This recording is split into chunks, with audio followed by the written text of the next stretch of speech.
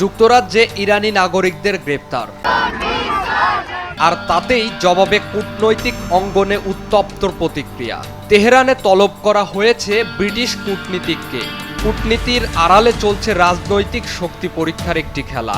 ওয়ালটন আবারও মিলিয়নিয়ার অফারে ওয়ালটন ফ্রিজ কিনে আপনিও হয়ে যেতে পারেন মিলিয়নিয়ার। ব্রিটিশ দূতাবাসের দায়িত্বপ্রাপ্ত কূটনীতিক চার্লস দ্য অ্যাফেয়ার্সকে আনুষ্ঠানিকভাবে তলব করেছে ইরানের পররাষ্ট্র মন্ত্রণালয়। কারণ যুক্তরাজ্যের পুলিশ সম্প্রতি গ্রেপ্তার করেছে 7 জন ইরানি নাগরিককে।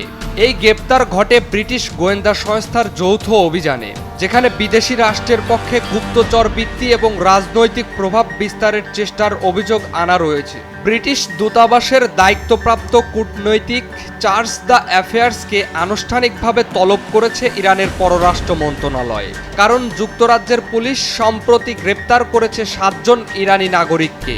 এই গ্রেপ্তার ঘটে ব্রিটিশ গোয়েন্দা সংস্থার যৌথ অভিযানে, যেখানে বিদেশি রাষ্ট্রের পক্ষে গুপ্তচর বৃত্তি এবং রাজনৈতিক প্রভাব বিস্তারের চেষ্টার অভিযোগ আনা হয়েছে। গ্রেপ্তারকৃতদের মধ্যে 3 জনের বিরুদ্ধে সরাসরি অভিযোগ রয়েছে একটি বিদেশি গোয়েন্দা সংস্থাকে সহায়তা করার অপরাধে। তাদেরকে হেফাজতে রাখা হয়েছে এবং আগামী 6 জুন আদালতে হাজির করা হবে। অন্য 4 জন জামিনে মুক্ত, তবে তদন্ত এখনও চলমান রয়েছে। যুক্তরাজ্য এরই মধ্যে ইরানকে রেখেছে তার FIRS এর উচ্চ ঝুঁকির তালিকায়, যার আওতায় ইরান সরকারের পক্ষ থেকে পরিচালিত কোনো প্রভাব কার্যক্রমকে নিবন্ধন করা বাধ্যতামূলক।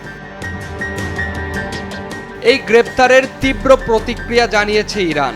তাদের বক্তব্য, এই ধরনের রাজনৈতিক উদ্দেশ্য প্রণোদিত গ্রেপ্তার আন্তর্জাতিক সম্পর্ককে নষ্ট করছে। এর দায় সম্পূর্ণভাবে ব্রিটিশ সরকারের উপর বর্তাবে।